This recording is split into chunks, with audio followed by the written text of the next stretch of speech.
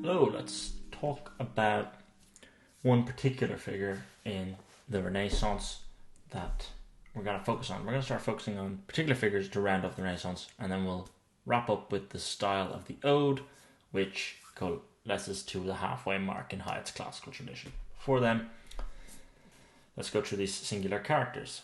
The first one is Francois Rabelais, who's famous for his Gargantua and Pantagruel. You can see here it's a thick beast of a thing. It runs to about 1,000 pages.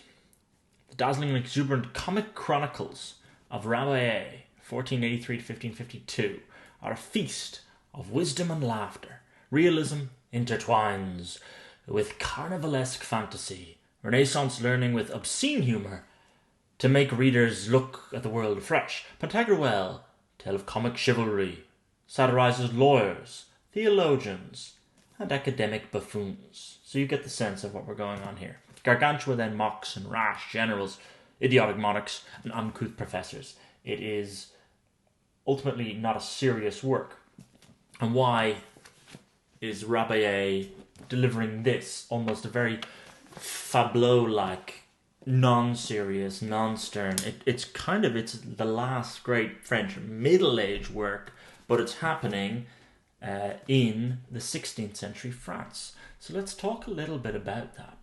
Renaissance France is a time of extreme strife. Even though during the Middle Ages, after Romance of the Rose, the 14th century of France was quite quiet because she had the 100 Years' War, it still churns up quite drastically as the 16th century wears on to be another time of great strife. But now we have the printing press and we have a great flurry of activity. We're not going to go as quiet as we did in the Middle Ages. We're still going to have strange reactions to it, one of which is Rabelais. So, the advent of the printing press, the dramatists, coincides with the Reformation. And in France, there's this great twin dialogue of whether they'd be Protestant or Catholic. England, we kind of know the path she's going to go on. I've discussed that in some of my other videos. Look at, for instance, what Spengler did not get about England, or things such as this. You get to see my take on the whole English trajectory. But let's think about the French one for a while. We had conflict between Catholic and Protestant forms of Christianity. Now, it did affect England, as we said. Shakespeare, John Donne was a Catholic convert with sort of pseudo-martyrs, and he wrote his Ignatius. His conclave were aimed at converting others. Beathanatos shows a more conflicted man, though. His defense of suicide therein at odds with Catholicism. But there's that conflict between the two is at the heart of who's going to reign France, with Henry IV of Navarre going up against certain factions who want him ousted because he associated himself with Protestantism. And during the 1590s, this all comes to a head. 1572, you have the St. Bartholomew Days massacre, well-known reference to Carlyle and the French Revolution. So, the conflict with the Roman Church between liberals and then the conservatives. So, even Catholicism itself has different ideas about how they're going to react to the Reformation. Liberals were unwilling to leave Catholic communion entirely, but refused to subscribe to all the doctrines. Notables within this are people like Rabelais. He's kind of sees himself as a humanist, along with an Erasmus, for instance. He refused some of the sacraments on his and he refused them on his deathbed, did Erasmus, although he was an ordained priest as well. So that's the sort of conflict we're thinking of, and Rabelais is right in that sort of conflict. The next one is between the upper classes and the class of the self-assertive middle. It's not quite at the same extent that we're going to get to with 19th century industrial expansion, but we still have there's still a new bourgeois. They could know how to seize power for themselves, brimmed with ambition to infiltrate it, bringing them with many liberal ideas that caused the other two sort of conflicts that we saw. And Marlowe's tragedies seethe with this sort of lust for power, which he goes back to. He has his Tamburlaine and even his Edward II. Think of Piers Gaveston, his favourite, sort of this great clamour for power. And again, we have it then later with the reign of Richard II, and Shakespeare gives a take on that. So these are all meant to have, whilst looking at Middle Age power monarchy struggles, meant to have plays with the sort of ambitious rising people who want to usurp the old guard. Shakespeare deals with it in Hamlet, Macbeth, and King Lear the most. It's three key tragedies all sort of take on this theme of the lust for power. We also have the conflict between science and its two enemies, superstition and authoritative theology. Galileo is around this time. Engineering and architecture works had improved. They'd gone through the models of Vitruvius in the classical sense, and Rabelais himself lectured on Hippocrates and Galen. So yet again, Rabelais is in the mind of thinking about these sort of ways. They're going beyond Vitruvius, they're going beyond Hippocrates and Galen.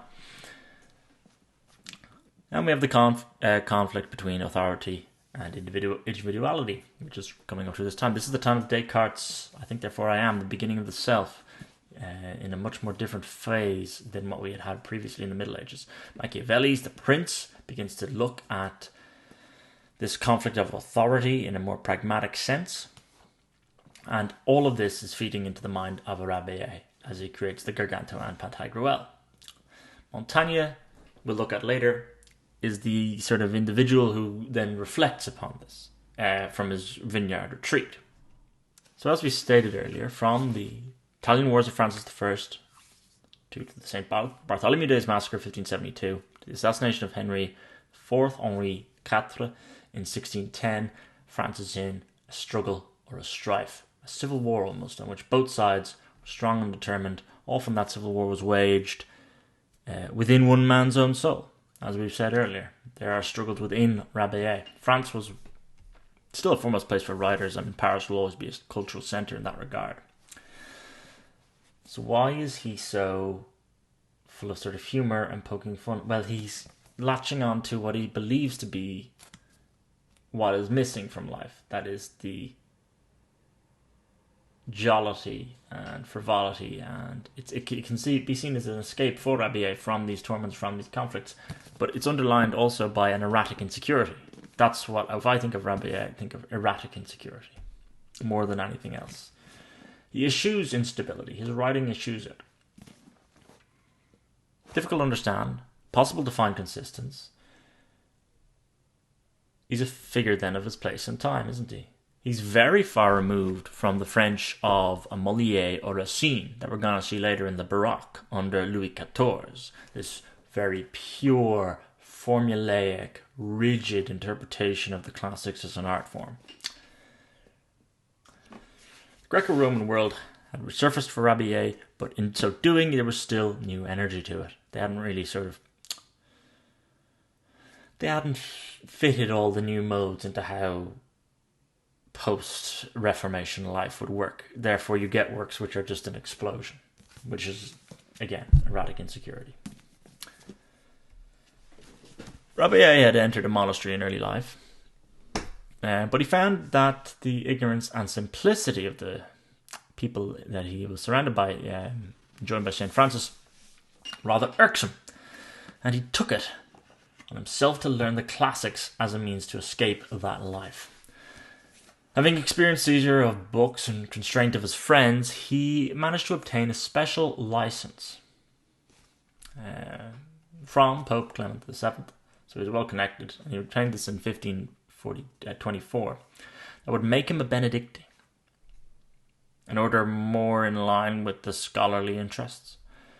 But even this did not tame him. He emerged eventually as a physician. As we said, he lectured on Hippocrates and Galen around Lyon, and then he was Lyon Hospital fell sour with him. So he was in the Sorbonne before he would die in 1553, fighting and laughing for almost most of his life in this sort of deranged manner. The idea of Gargantua, if we look at the book in particular now, he's thinking of two giant kings, one Gargantua, one Pantagruel. Gargantua comes from the great, inestimable chronicles of the great and enormous giant Gargantua, originally published in Lyon in 1532. Sort of Superman of the age. Pantagruel, Rabelais makes his son. So his son's better educated and more modern than his father. Exploits are contained to have their own inspiration for the comics. Think of Italian epics of medieval prowess, such as Luigi Pulci's Morgante, which came out in 1483. This would have had an impression on why he goes for these sort of characters of Gargantua and Pantagruel. There's dirty jokes, there's medieval mannerisms, that happens throughout, and he wants to just embrace that absurdity. It's very difficult to fit Rabelais comfortably into this timeline, as I've said, but I've tried to outline where he's coming from. And you kind of have to include him. He's such a learned man in the classics for the Renaissance, for the time it is. His Greek, all his characters' names are in Greek and describe a certain personality. Let's look at a few. The reader, Anagnostes, the good-natured courtier, Eudemon, the nimble squire, Gymnast, the tutor, Epistemon, to name but a few. He does have the giants try and engage in this humanistic learning, certainly Pantagruel, and the curriculum that he has in it is partly inspired by Vittorino de Feltre, an essential document for anyone who wishes to study the re-emergence of the classical ideals in the Renaissance. He did want to take Plato's idea of the Republic, and it's referenced like the Guardian of the Republic, his letter in Pantagruel 2.8, littered with antithesis and rhetorical phraseology to showcase his ability as a writer. Ultimately, Pantagruel is constantly rehabilitating himself in terms of education, and that reflects Rabelais' life himself. If I was to think about other books that this should really be twinned with, you should think about Thomas More's Utopia, and you should think about Erasmus's Praise of Folly. Erasmus's Praise of Folly, I don't have it with me, but it's much thinner, and perhaps is a better introduction than if you want to take on this beast of Rabelais. The adages from Erasmus as well are worth stating, some 3,000 lines from the classics with explanations about them. So, was Rabelais a great artist? Certainly not. He was too rough, too silly. The serious conflicts of the time could only be resolved by strong will or great art. He instead dove into boundless education and didn't really constrain that to make something, that sort of perfect novel or that perfect work. And that's why a Rabelais, though brilliantly learned, is never seen in the light of a Shakespeare or even of a Montaigne, who we'll see next. Until next time.